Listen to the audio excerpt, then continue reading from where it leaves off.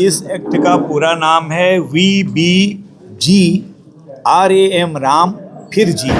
तो जी राम जी ये एक शॉर्ट फॉर्म आया है इसका, जो आप मनरेगा कहिए या कोई भी कहिए जिसका नाम बदलने की बात कर रहे हैं। बहुत सारी कमियां खामियां, इस साल यहाँ की मिट्टी उठाई यहाँ उलट दी, फिर उसी मिट्टी को अगले साल उलट दिया। कोई ऊपर से देखने वाला नहीं, कोई ऑडिट नहीं। और राज्यों में मैंने बताया आपको कि बुरी तरह से भ्रष्टाचार का आलम हो गया था। ये एक कमाई का जरिया कुछ लोगों का, विभागों का बन गया था, सरकारों का बन गया था। ये संपत्ति हम सब की है। हमारे एक एक पैसे, गरीब से गरीब व्यक्ति भी अगर साबुन लेता है तो उसमें वो टैक्स भी दे रहा है साथ में, इंक्लूडिंग ऑल टैक्सेस लिखा रहता है।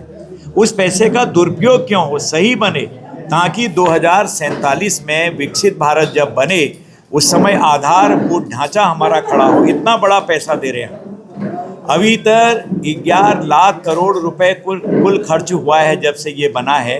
मोटा मोटा आंकड़ा है, जिसमें से 8 लाख से ऊपर सिर्फ मोदी सरकार ने, मोदी जी की सरकार ने खर्च कर दिया है। यानी कांग्रेस की सरकार, जो विपक्ष की सरकारें थी, मात्र 3 लाख करोड़ रुपए खर्च कर पाई। इतना करने के बाद भी जब देखा गया कि राज्यों में भ्रष्टाचार नहीं रुक रहा है, तो जी राम जी, तो इसका फुल फॉर्म क्या है? VB विकसित भारत, और G से जो मैंने कहा फिर गारंटी, फिर R से रोजगार, A से आजीविका, फिर M से मिशन, फिर G से ग्रामीण। यानी कि जी राम जी, VB से विकसित भारत। यहाँ से आप शुरू करिए, एक एक शब्द का अलग अलग अर्थ है। अगर जी राम जी शॉर्ट फॉर्म बन गया तो क्या कहेंगे आप?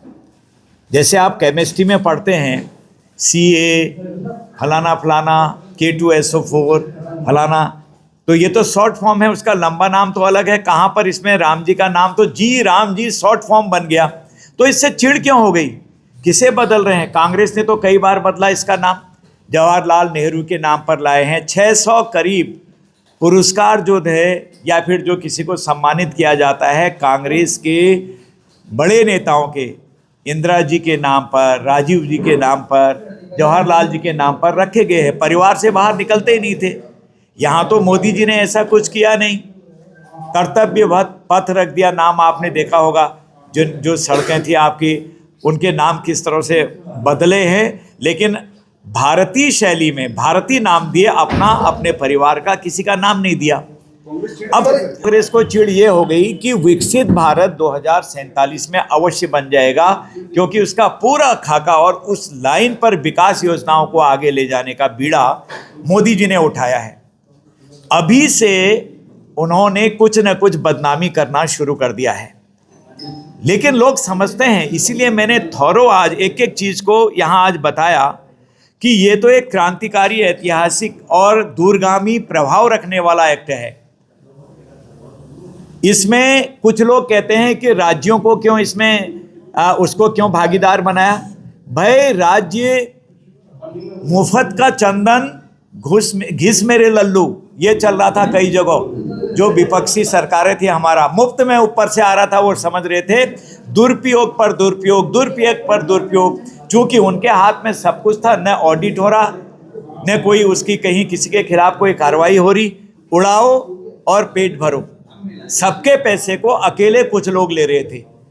उसमें मेरा भी, आपका भी, मजदूर का भी है, जहां हम टैक्स देते हैं सब लोग। इसको बचाने के लिए जो मोदी जी ने मुहिम छेड़ी है और कहा कि स्थायी रोजगार भी देंगे, स्थायी ढांचे भी बनाएंगे, ताकि 2047 में हम उन बिंदुओं को परिपूर्ण कर लेंगे जिनके आधार पर हमको विकसित भारत का दर्जा विकसित देशों के दर्जे में शामिल किया जाएगा। सर, कांग्रेस तो विरोध क्या रही कांग्रेस? हर एक्ट और बढ़ते हुए रोजगार, बढ़ते हुए विकास, और मोदी जी ने जो नींव डाल दी 2047 की, उसके आधार पर कोरोना के दौरान में पूरा विश्व, सारा संसार बैंकरप्ट हो गया था, आप सब जानते हैं। सिर्फ हम 11वें नंबर से 5वें नंबर पर आए, अंग्रेज भाइयों को जिन्होंने गुलाम बनाया पीछे कर दिया। इस बार हम चौथे नंबर पर आ गए विश्व की आर्थिक शक्ति। अगली बार इसी टर्म में मोदी जी के 3 शक्तियों में से एक हम होने वाले हैं। ये कह दिया है बड़ी बड़ी जो इकोनॉमिकल सर्वे करने वाली हैं। भगवान श्री राम के नाम से चिढ़ है, इसलिए कांग्रेस ही कह रही है बार-बार। भगवान श्री राम जी के नाम से तो उनको चिढ़ है ही है, नहीं तो इतना हम एक एक शब्द का अर्थ बता रहे हैं जी राम जी। अब लोगों में आस्था इतनी बड़ी है कि उन्होंने साफ सब लोग आप मिल रहे हैं आजकल जी राम जी, जी राम जी, कितनी खुशी हो रही लोगों को। प्रभु की कृपा तो ऐसी है, नाम में नहीं है कुछ अंदर। तो जी राम जी विरोध में कर रही है कांग्रेस, 10 तारीख से जी राम जी की विरोध कर रही है, घर मर जाए। वो करेंगे, उनको हर अच्छे काम का विरोध करेंगे। किस काम का सपोर्ट किया है उन्होंने अभी तक? 300 आपको पता ही है 70 हटाई, कभी नहीं किया।